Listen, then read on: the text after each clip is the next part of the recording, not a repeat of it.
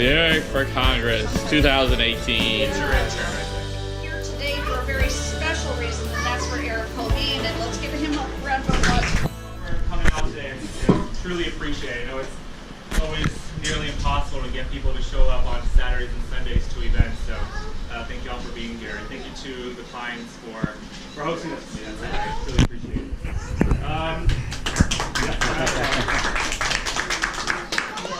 So, as I've been traveling around the district, first off, I got to say, Republicans are terrifying. They're scared of the blue wave. They know we're out there, and they know that we are coming for them.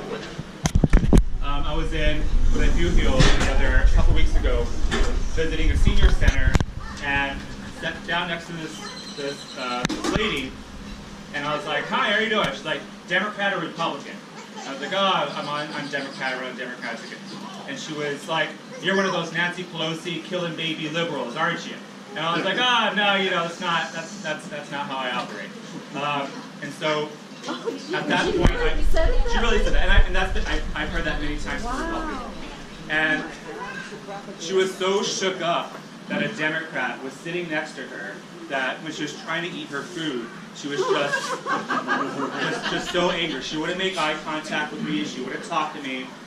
And I just kept trying to power through. I was like, "Oh, so what do you like to cook for dinner? What do you like?" All this stuff. And she kind of eventually softened up until she heard about my stance on Planned Parenthood, and then we just erased all that we built together.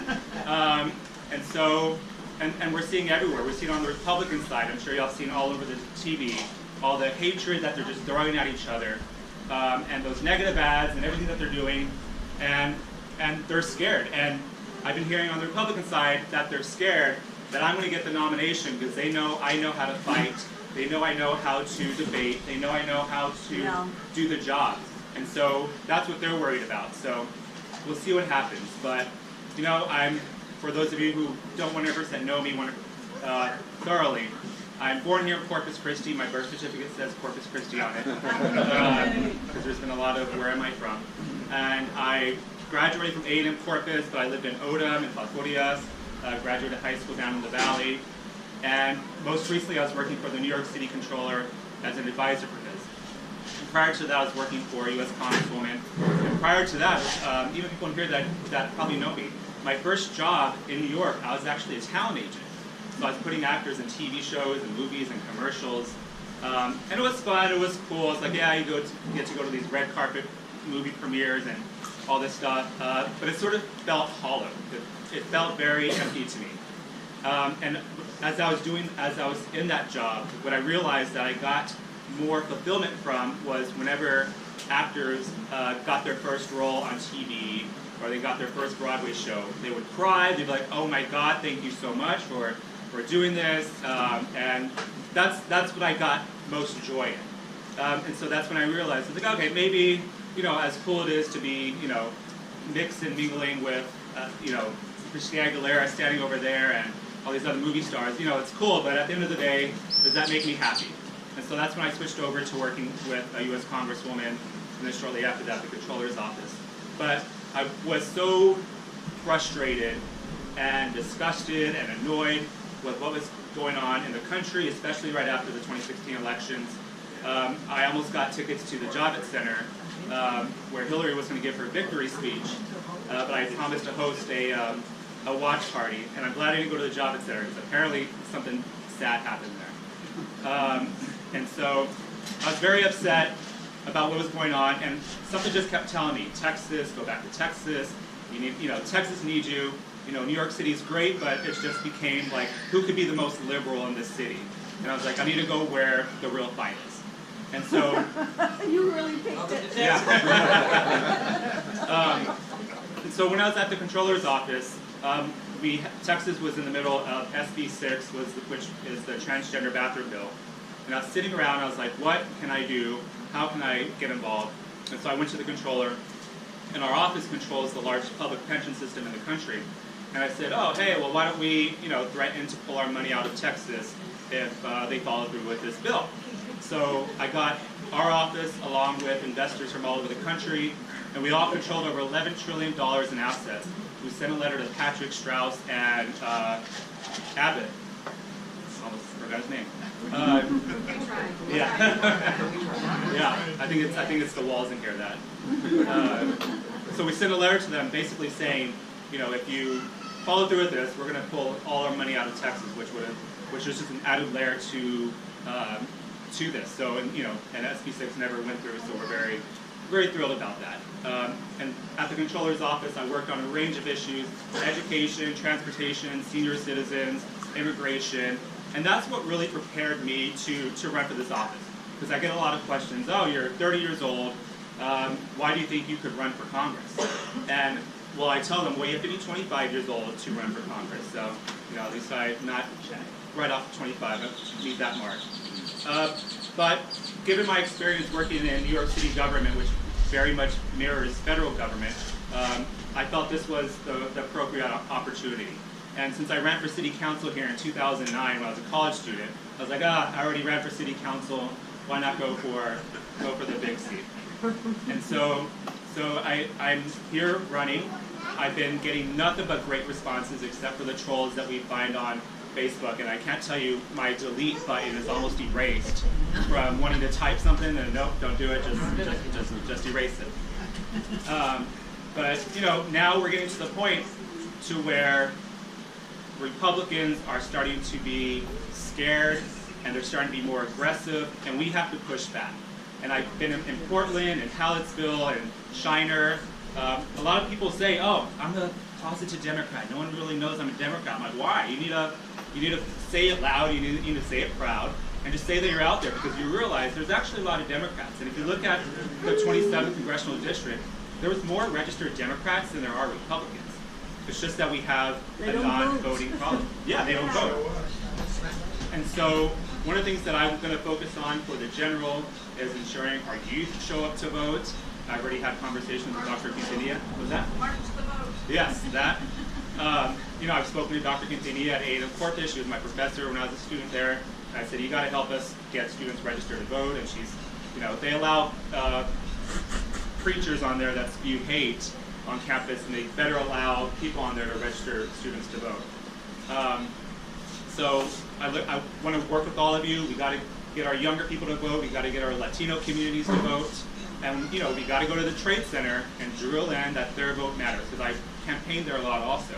And it was a lot of, why do I care? It's just one vote. It's the same song and dance. And so we have to be telling these people, you're the problem.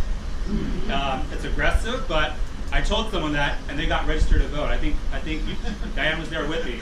These like 4 hardcore Vato Cholo dudes were like, oh, you know, we hate Trump, but no one ever wants to talk to us because they think that we don't care. They think that, you know, all this stuff. And so why should we vote anyways? No one wants to talk to us. And I was like, well, you know what? You're the problem. And you know, I had to use some of my Pacuria lingo to talk to them. And I was like, well, we can get you registered to vote right here. And sure enough, 4 of them got registered, and I hope they voted. But you know, we have to do more of an effort.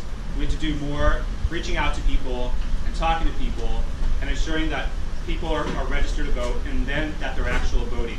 So I'm happy to, I'm going to be at the top of the ticket, and I want to help lead the charge. I want to do everything possible to make sure that everyone votes. And I think we have such our ballot this year on the Democratic ticket is going to be so great. We have Bethel at the top, hopefully me, who else? Barbara Canales, Abel at Edel.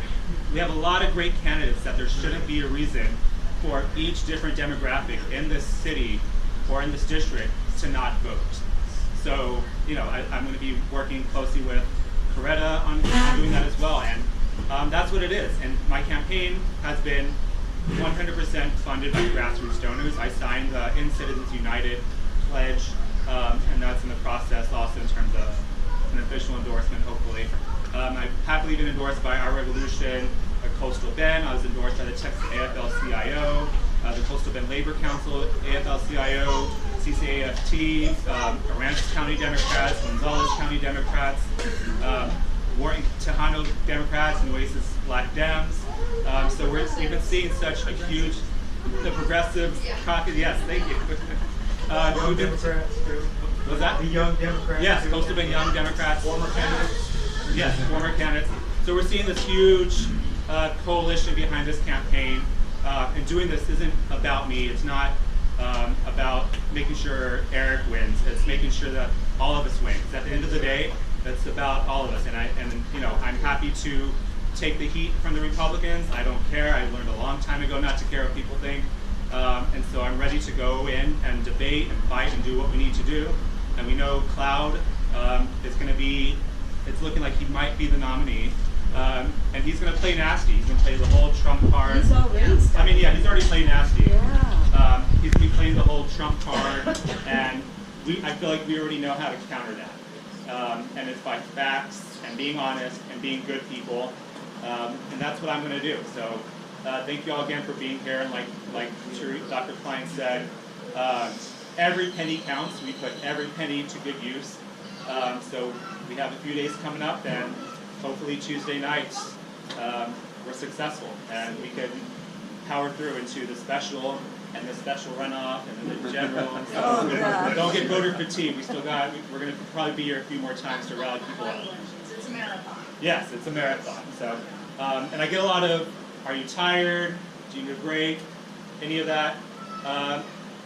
Yes, I'm tired. but I take care of myself. I do my morning runs. Dr. Klein and Leslie Reed were like, you need to work out in the mornings before you do your day. So I do that. I eat healthy, and then I also eat Barbara's delicious. So I'm doing good. I'm happy. I've truly enjoyed this whole process. There's never been a moment where I said, oh, I can't believe I did this, or why did I jump into this? I'm enjoying it all. I'm so happy to have you all as supporters and being helpful with it. It really means a lot to me. So thank you all so much.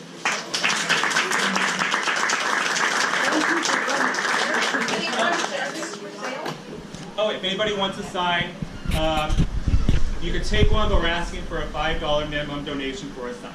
They cost money, yes. Okay, And I was just wondering, Eric, I was so surprised when I saw Raul Barrera top you the first time around. Has the fact that he's not been debating, and are people noticing? Absolutely.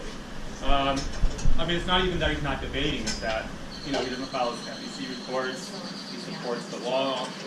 He was talking to this lady out of Bastrop named Robin Reek, and I saw their conversation on the wall, and he said that he supports militarizing the borders. Oh. And so there's a lot of things, and I think it's effective in the campaign. Good. Did he show up for any of the debates? He did not show up for a single debate or candidate. and if he's not showing you for a debate with another Democrat in a friendly crowd, basically, Yeah. then how's he going to do in Congress trying to debate? Yeah. Hardcore Republican. Yeah. I think he's a Republican.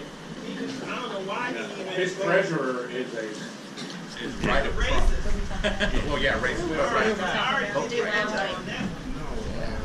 He gonna answer my question. So, Eric, I was wondering if you could just speak for a little bit about, the district, because I really think that for the last 8 years, the district has not been served well. Not just that my issues maybe haven't been listened to, which is of course true, but that kind of basic constituent services have been let slide for 8 years. Yeah. Yeah, I mean, it's, being a congressman, half of the job is voting and kind of legislation. The other half is taking care of your constituents. And when I worked in the Congresswoman's office, I did constituent affairs, so I handled a lot of immigration cases, a lot of cases. Anything, basically, we're the middle person between our constituents and federal agencies. So that's another important aspect, and that's something that's definitely going to be worked on. And I've said this time and time and again. I'm going to have regular town halls, regular roundtables with various constituency groups individually, so that way everyone's comfortable to say what they have to say and not feel pressure because there's another demographic in the room that they might, whatever the case may be. So you'll be seeing me all around libraries, cafeterias, wherever to host roundtables and town halls, so that way everyone hears what we have to say.